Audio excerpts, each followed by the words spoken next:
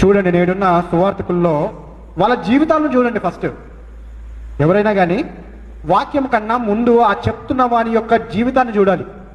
ఇతడు వాక్యాన్ని బోధిస్తున్నాడు, ఇతడు వాక్య ప్రకారంగా నడుచుకుంటున్నాడా, దేవుడు ఈ విధంగా జీవించమంటున్నాడు, వీళ్ళు ఆ విధంగా జీవిస్తున్నారా, వీళ్ళకు కష్టాలు నష్టాలు సుఖాలు బాధలు ఎట్లా ఉన్నాయి, వీళ్ళ సుఖం ఎంత ఉంది, వీళ్ళకి కష్టం ఎంత ఉంది, వీళ్ళకి శోధన ఎంత ఉంది, శ్రమ ఎంత ఉంది.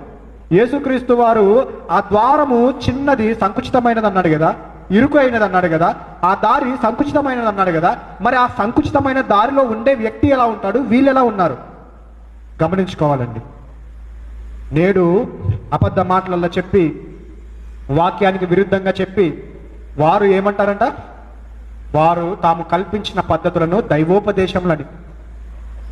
మనుషులు కల్పించిన కొన్ని పద్ధతులు ఉన్నాయండి, మనుషులకి అనుగుణంగా చేసుకునే పారంపర్యాచారాలు ఉన్నాయండి. వాటిని ఏమంటారంటే దేవుడే చెప్పాడు.